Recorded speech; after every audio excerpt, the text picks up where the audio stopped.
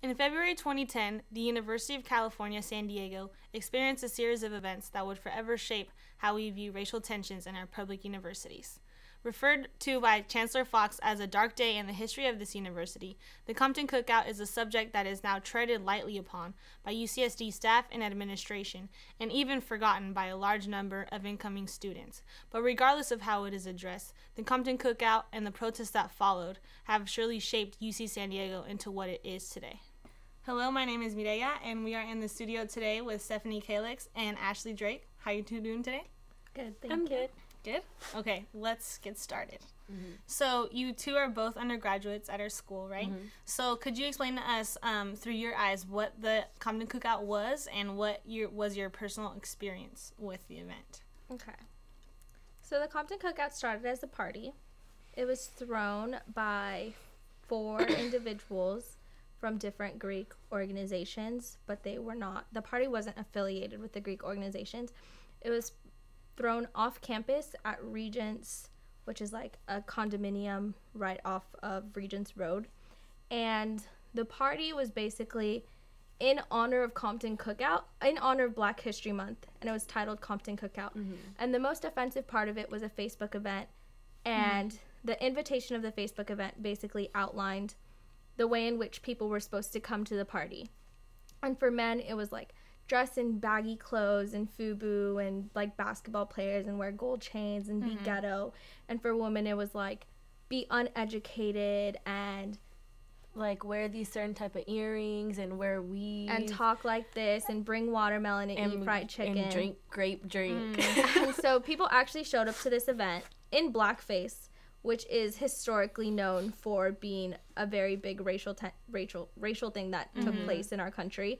And so individuals showed up to the event in blackface and took pictures, posted them on Facebook. And the BSU got a hold of the event flyer, and that was the initial thing, and protested on Library Walk, because when you initially read it, like, It's really racist. it's really racist. It's blatantly racist. It's directed towards Black people. Black people, Black women especially. Sexist, definitely. Yeah, Sexist. And so that was the first event. After that event took place, the Black Student Union responded with protests on Library Walk. And the university basically took the easy way out of it and was like, it was an off-campus party with no affiliation to our school. We can't do anything about it. And so as a Black Student Union, like, that wasn't an acceptable response. So every day we protest, literally for the entire month of February, which is really sad because February is supposed to be the month to honor Black people in our country. So for the entire month of February, out on Library Walk protesting, and it was just really amazing to see, like, the bigger it got every single day, because more and more people started to come and show up. The next thing that happened was on UCSD TV, the editor of the Koala went on there, and he was speaking about the event, basically saying that all the Black people were just making it more than it was. And then he made a statement that all you N-words need to get the F out of our school and the F out of our country. And so then that sparked even more attention.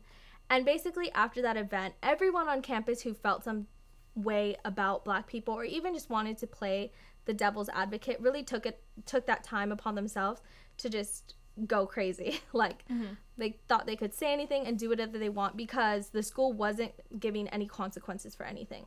So for that event as well, all they did was shut down Triton TV and was like, oh, we can't do anything to him, freedom of speech. And then the Koala, which is a newspaper on our campus, it's a satirical newspaper, they went and printed about the Compton Cookout and wrote really absurd things as well. And they were like, we can't do anything, freedom of speech, the university. And then after that, there was just a series of events. The UCSD BSU came out with the first set of demands, and the school denied them. And then there was more protest. Then there was a noose found in the library. And then there was KKK hoods found on the Dr. Seuss statue outside the library. And then that's when finally the BSU came with another set of demands. And the school's response was to have a teach-in. So basically they had a bunch of professors and they set up the ballroom, and basically we're going to teach people in a 2-hour session about racism, which to students who are experiencing racism, that's basically a slap in the face, because you're the individuals who have the power and are in the positions to make change on this campus and to make this a safe space for me. and you're going to say, we're going to teach 200 individuals in one room about racism. Like, it's not even possible, like, in words. Like, it doesn't happen. And so then BSU had their own teach out, and they took everyone outside to try InSteps, and they did their own teach out, basically about how we as communities felt about everything going on. And then it was on March 4th, 2010, so basically about a month later, that the university finally accepted the demands. Okay. Yeah, that was a lot. Yeah. That's fine. So, what do you feel about the university's response to the Come to Cookout and the demands of BSU and Mecha? Well, being here at that time, it wasn't like demands were put forward. The university said yes. It took over a month in order for, with, like you said, a bunch of protests that took place in order for the university to actually finally agree to the demands. Like, there was thousands of people on this campus from the greater community, from other college campuses, just here protesting with the Black Student Union and Black students of this campus, just because of how outrageous and racist the events that were taking place here had gotten. And so it took a while for the university to finally agree to the demands. And then when they finally agreed to the demands, it also took a while for them to finally implement the demands. It wasn't until this year, actually at this very moment, that the final demand is being met. I think, like, within the last 2 years that it's been easier. Like, the university has been really a lot more helpful in getting our demands met. Like, I know when we proposed to have our Black Resource Center, they were really, like, open to showing us spaces and, like, picking out our furniture. Like, we were really involved in choosing our director. And with the Black mural being completed at the end of this school year, like, we've been and we've had a good line of communication with getting those things done. But I think there's still a few that aren't 100% completed. Yeah, and they're all still in the process, and at the same time, although the university has made strides to meet the demands, it's also been largely a part of still students having to make sure and follow through, that the follow through happens, which is really hard as a student to have to go to a meeting and, like, miss my class. Yeah. Because I have to go to this meeting to make sure that this happens for the future of, like, Black students, and not only Black students, just underrepresented communities on this campus. Because it's basically, like, once one group gets it, it's a lot easier for other underrepresented communities to fight for the same thing. And it's really hard for students to have to put that pressure on themselves, but that's just the case of what it is. Maybe this might be a little difficult, but do you mind sharing with us your personal experience with the events that happened and how you felt personally affected? Do you want to go first? I think, like, knowing that, like, someone hung a noose in the library, and, like, they let them slide with, like, oh, I didn't really know what that was. The fact that, like, there are people who don't know what that symbol is made me really worried, being on this campus. And my second year, it wasn't here at UC San Diego, but it was at UC Davis. I was at the Student of Color Conference, and someone had... it was like Veterans Day weekend, and so there were ribbons, and someone had took one of the ribbons and wrote on it, "Use me as a noose." And that's, like, you know, like, there's a bunch of these students of color on this campus, and this is happening. And so, like constantly seeing this tool that was used to hang Black people, and, like, it's really hard. Like, it's really difficult to think, like, I go to school with these kind of people, and they might do something crazy to me just because the color of my skin. Right. Wow. And yeah, for me, it was a really interesting experience. I didn't previously, like, associate myself with the Black Student Union. My RA was Black, and she was actually the vice chair at the time. And she was very persistent about trying to get me to come to BSU and be involved. And she would come to my door. She was so sweet. She would come to my door, knock my door, like, oh, this is what we did today. Here's, like, the goodies we had. And I was always like, I don't want to go hang out with them. I don't even know them. And it wasn't until after that happened, and first the invitation happened, and I read it, and I was like, wow, this is so racist. Like, I can't believe this. And I was still a freshman. Like, it was so culture shock just to be in San Diego and, like, away from, like, home. And I was like, wow, that's really racist. That sucks. I didn't do anything about it. I wasn't out there protesting on the front lines. Like, it took me a while to, like, gain consciousness of everything that was going on. And then it was after, like, a couple of weeks when I realized, like, okay, this isn't going away. This is only getting worse. And so that's when I started, like, associating myself with the Black Student Union and, like, actually going out there and protesting.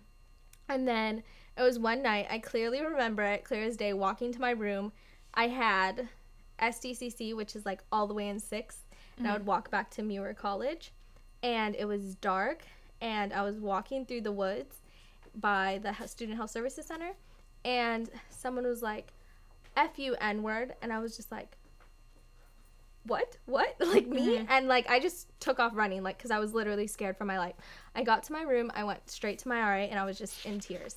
After that, like, it was just done. Like, I was out there, like, at that point, it was my struggle, too. I was like, okay, even if I don't see myself as only a black woman, like, apparently that's what other people see me as. So, so then I was just out there protesting, and then it wasn't until the noose was hung, and I remember seeing the picture, and it was one of our friends, Grant White, who, like, was the first one to find it in the library, and he, like, sent the picture as a text first before it, like, went on Facebook and everything, and I got the picture of the text, and I just, like, felt like I was being, like, the noose was around my neck, like, I felt like I was being strangled, I couldn't breathe, like, I literally went into a panic attack, because I couldn't take it on this campus, like, and I called my dad, and I was like, you have to come get me, now, I'm done, I'm transferring, I'm done, I can't go here anymore.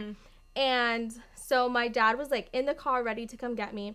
And then that's when my RA came. And she's really, like, a sister to me now because we've gotten so close. And she's like, don't leave. Like, just stay strong. Stay here. We're here for you. Like, don't leave. And so I didn't end up leaving. And I was out there every day with them, like, protesting. And it was really hard. Like, I remember crying every day. I don't even remember going to class. I had to take incompletes in my classes because how are you supposed to go to class and sit in class and learn about something while I'm not even, like, welcomed on this campus? Right. While people are out here, like, literally not even talking about just me, but talking about my entire, like, race, an entire group of people, and telling them they're not welcome here at UCSD. Yeah. And your administration, like, the people who are supposed to be here and create a campus environment for you are doing absolutely nothing about it. Like, and really just waiting to sweep it under the rug. Yeah. And honestly, if they were able to sweep it under the rug, I think they would have. Yeah. And I think that's what they're, like, even though we have these things, like, the Black Resource Center and the Chicano Legacy Mural, like, I don't feel like the university talks about it a lot. Like, I was in a class where the professor, like, spoke about it. It was a jazz class, and the professor spoke about it, and a lot of people in my class didn't know about it. And this is, like, 2 years ago. So this is 2 years after Compton Cookout happened. You know, people didn't know about it, and I feel like it's not something that the university tells our students about, and so they come in not knowing if they don't do their own research. Right. So given some of the reasons you gave to, like, the climate at our campus and throughout universities on our campus, and taking into consideration people's experiences, were you surprised that this event happened at our campus? I was shocked. Like, I was here at the time, and I was oblivious to everything that was going on. I was a freshman, and I was completely taken aback by what was happening. Like, my dad literally called the school and was like, I sent my daughter to school in Southern California, not the South. Like, what is going on? Like, it was so bad, like, at that time, like, literally, like, I would feel myself choking walking outside. Like, just the tension, like, and where I lived was basically, like, the center of it all, because my RA at the time was actually the chair of the Black Student Union. And so basically everybody was there. That was, like, the hub of it all. And so, like, I got called the N-word while walking to my room. And I didn't, at that time, I come from a mixed background. And so I didn't completely identify as a Black woman. And I was like, wait, what? Are you talking to me? Like, no, that's not me. Like, that can't even be me. And so at that, honestly, it took that event for me to even identify as Black. And then once I did identify as Black, I was just scared for my life at that point. Because after that, there was the noose that was found in the library, and there was KKK hoods put around statues on campus. And, like, when people are going so far as to, like, make your experience that bad, it really does, like, taunt you, like, at every step you take. Like, you can't do anything without looking over your shoulder. Wow. And I think for me, like, because I wasn't here, it was a little bit different. I was a senior applying to UC San Diego, and I remember I had, like, my government teacher was like, "You're applying to that racist school?" And, like, my parents were really concerned, and they wanted me to go to, like, an all-black school. And I told them, you know, like, yeah, this is what's happening at UC San Diego, but, like, I see the moves that, like, especially, like, the black students are making there, and I want to be a part of that. And I feel like this is what's happening at UC San Diego, but this is what the rest of the world's going to be like. So I need to, like, you know, like, kind of adjust myself to that. And I'm from the Bay Area, where it's, like, really, really diverse. And I never really experienced, like, blatant racism until I came to UCSD. And even, like, the year after it happened, when I came to UCSD, and it's supposed to be like, oh, we're, like, past that, you know, like, no, I still experienced things that were blatant racism. Exactly. So, taking into consideration the huge lack of diversity at our school, is diversity something you thought about before coming here, or even before the event? Yeah, For sure. For sure. Me, I was considering going to, like, UC Riverside instead, just because there's a larger black population, or, like I said earlier, like, or, like, a historically black college, just because, like, I wanted to be around more black people. But, like I said, I also saw what the black students were doing here, and, like, just talking to a lot of them, I was like, that's where I need to be. So it was definitely, diversity is something that I've considered. And even the BSU has an overnight program where a lot of the students, the high school students that come here, like, express their concerns, like, oh, it's not really a lot of black people here, I want to go somewhere where it's more black people. Or even, like, with UCLA or UC Berkeley, it's not they don't have large black populations, but they're in a city with a large black culture, you know. So it's a lot different being in La Jolla. Can definitely relate to that one. Yeah, like I said, I didn't identify, and I grew up in the San Fernando Valley, which is in the greater LA County, and it's really diverse, and so I never had to associate myself with a single, like, race or culture, and I was just Stephanie, and there was no, like, classifications. But I feel like when you get onto a college campus, like, you immediately get classified by your race. It's really weird, but I had never experienced that before in my life.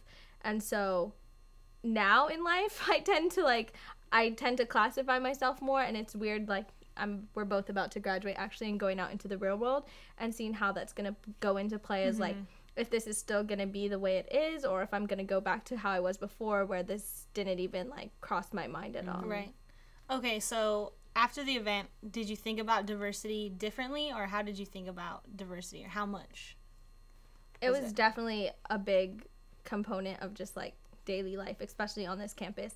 After the event, I felt like there was a lot of people who I thought were my friends who were no longer my friends, because when it came down to it, and I'm sitting out here protesting for the things that are happening, and basically for, like, my safety as a student on this campus, and my roommates and people who I thought were my friends for, like, the whole first quarter of my freshman year, like, you know, you do everything with them, like, they're like, it's not a big deal, it doesn't matter, you're all being over dramatic, like, oh, all those black kids on Library Walk need to shut up. And those are things, like, people really said to me, and I was like, wow, okay, we can't be friends anymore.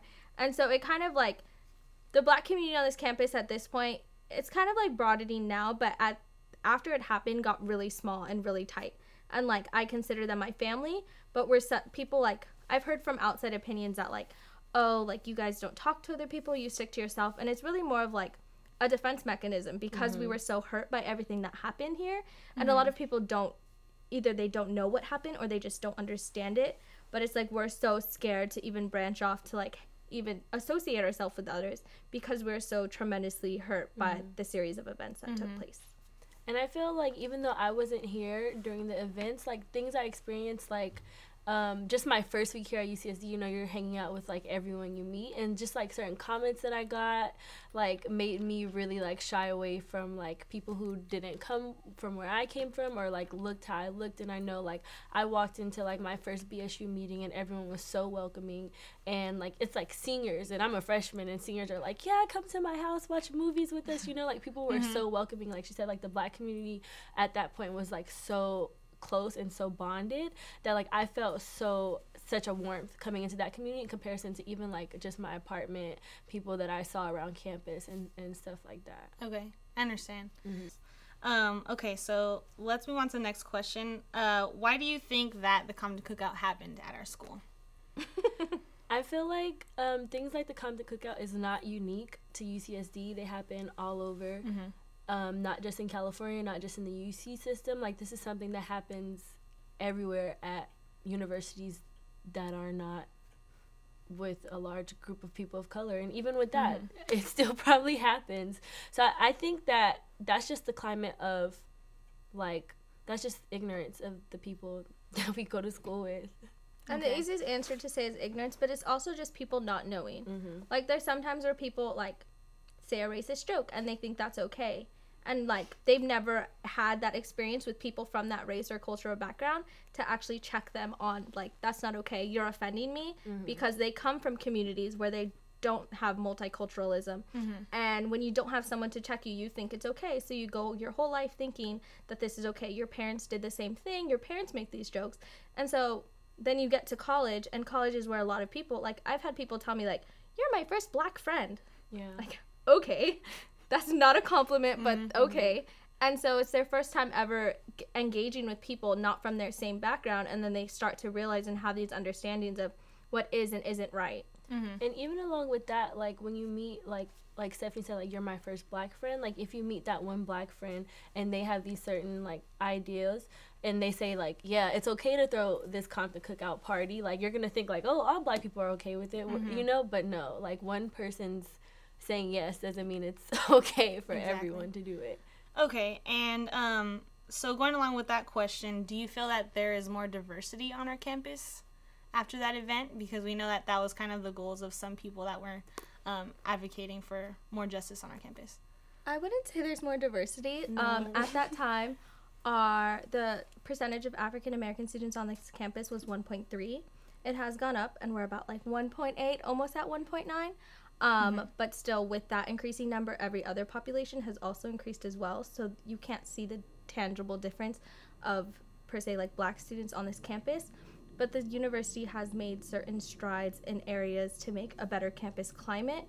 And so there's things like the Black Resource Center and the Black Mural and the Chicano Legacy Mural and different things on this campus that have actually made a name and face for underrepresented populations. So I guess there's a better campus culture around diversity, but not necessarily diversity in the student population. Exactly. So now that you two have seen the university 4 years later, do you feel that the Compton Cookout is addressed differently than how it was when it happened? I was a senior in high school when the Compton Cookout happened, so I wasn't actually on the campus. But my first year here, it was still, I feel like, very prevalent. The Feeling you the feeling that you got, like, just walking around campus and, like, speaking to people were really aware of it, whereas, like, now I'm a senior and a lot of people don't know about it at all. Like, this campus doesn't really speak about it. A lot of times, even if you mention it, like, before, like, Compton Cookout, you just had to say those words and people knew exactly what you were talking about. And now it's a lot of questions like, wait, what was that? When did that happen? Like, that happened here? Are you sure it was here? And so people just don't know anymore, like, what it actually was or what occurred here. But it's still, like, for people who did experience it, like there's still reminders of it that happen all the time because of the changes that have been made because of it. Yeah, and they really do try to hide it, like, but at that point in time, like, because there were so many people and it got so much national attention, like, it even got international attention, like, it was, like, in an Italian newspaper, like, about the racism here. It was on the Yahoo News, like, the top hits, and there was no way to hide at that point, so they basically got forced into doing something. And, like, I just remember the moment when, like, Chancellor Fox, like, came up on the mic and was like, oh, we accept your demands. And even though it was for publicity, and at that point, like, I honestly just remember feeling so relieved. Like, I was crying and hugging people, and I just knew there would be better days at that point, because at least now, even though they were forced for whatever reason, like, now it felt like change can actually be made. Right. I think we can definitely all sympathize and empathize with your experience here at UCSD and your struggle after the event. Thank you so much for having the courage to share your stories with us. And thank you again. My name is Mireya. Thank you for listening.